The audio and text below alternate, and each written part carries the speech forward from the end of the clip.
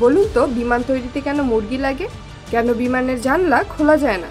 যদি বিমানের উপর বজ্রপাত হয় তাহলে ঠিক কী হবে? আর বিমানের 1.5 লাখ লিটার তেল কোথায় থাকে? এসব কিছুই জানাবো আজকের ভিডিওতে। বিমানের সবচেয়ে গুরুত্বপূর্ণ অংশ এর ইঞ্জিন। এর সামান্য ত্রুটির কারণেও ঘটতে পারে বড় দুর্ঘটনা, এমনকি বিমান বিধ্বস্তও হতে পারে। তাই ইঞ্জিন তৈরিতে সবচেয়ে গুরুত্ব দেওয়া হয়। বেশ কিছু ধাপে পরীক্ষা করা হয় এর কার্যক্ষমতা। এগুলোতে টিকলে তবেই ইঞ্জিন বিমানে ব্যবহৃত হয়, নয়তো সেটি বাদ দেওয়া হয়। বিমানের কার্যদক্ষতা ঠিক আছে কিনা তা পরীক্ষার জন্য যে পরীক্ষাগুলো করা হয় তার মধ্যে অন্যতম হলো চলন্ত ইঞ্জিনে মুরগি ছুঁড়ে মারা। শুনতে অবাক লাগলেও সত্যিই এই কাজটি করা হয়। প্রশ্ন হচ্ছে, কেন এমন কাজ করা হয়? এই পরীক্ষাটির জন্য একটি চিকেন কামানের মাধ্যমে কয়েকটি মৃত মুরগি ইঞ্জিনে ছুঁড়ে মারা হয়। এই কামানটি চিকেন গান নামে পরিচিত। এক্ষেত্রে উৎকৃষ্ট মাপের মৃত মুরগি ব্যবহার করা হয়। 1950 সালে প্রথম এই পরীক্ষা করা হয়। মধ্য আকাশে বিমান যখন উড়ে বেড়ায় তখন হঠাৎ পাখির ঝাঁক এসে বিমানটিকে ধাক্কা দিতে পারে। পাখি গিয়ে পড়তে পারে ইঞ্জিনে, যার ফলে গুরুত্বপূর্ণ এই অংশটি ক্ষতিগ্রস্ত হতে পারে, ঘটতে পারে মারাত্মক দুর্ঘটনা। এদিকে বেশিরভাগ পাখির সঙ্গেই মুরগির সামঞ্জস্যতা রয়েছে। আকারে আকৃতিতে অন্যান্য পাখির সঙ্গে মুরগির মিল অনেক, তাই ইঞ্জিনের কার্যদক্ষতা পরীক্ষা করে দেখার জন্য মুরগি ছুঁড়ে মারা হয়।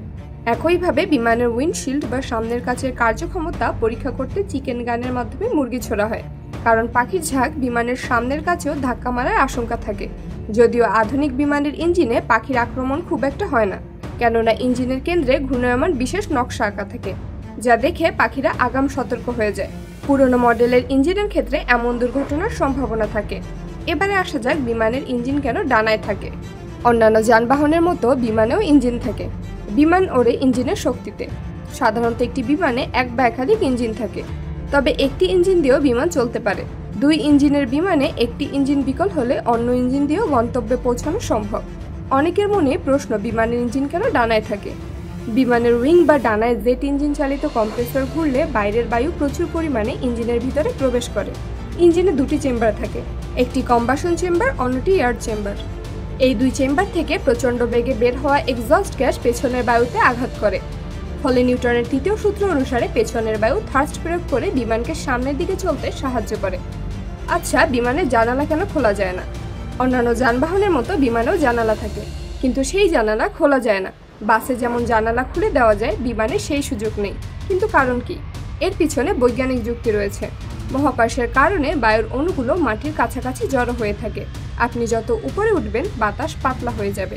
তাই উড্ডয়নের পূর্বে বিমানের কেবিনকে বাতাস ঢুকিয়ে চাপ দিতে হয়, যাতে আমাদের অক্সিজেনের অভাব না হয়। তাই বিমানের জানালা খুললে সেই বাতাসের চাপ বাইরে বেরিয়ে যাবে এবং আপনি অক্সিজেন শূন্যতায় মারা যাবেন। বিমানের ফুয়েল ট্যাঙ্ক কোথায় থাকে? যেহেতু বিমানের ইঞ্জিন থাকে এর ডানায়, তাই এই ফুয়েল ট্যাঙ্কও থাকে ডানায়। বিমানের যে 2টি বিশাল পাখা থাকে সেখানেই তেল নেওয়ার জন্য ট্যাঙ্ক থাকে। পাখার 2 পাশেই ট্যাঙ্ক স্থাপন করা থাকে। এই ফুয়েল ট্যাঙ্ক এমনভাবে নকশা করা থাকে যেন দুর্ঘটনার সময় ফুয়েল ট্যাঙ্কে আগুন না ধরে যায়।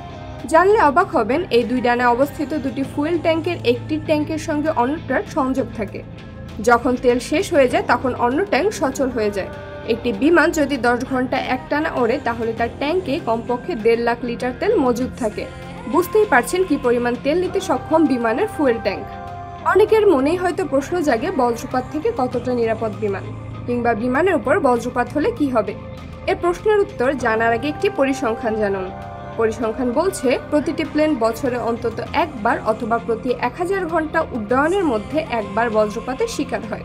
কিন্তু তারপরও বিমানের কোনো ক্ষতি হয় না, কেননা বিমান বজ্রপাত রোধী হিসেবে তৈরি করা হয়েছে।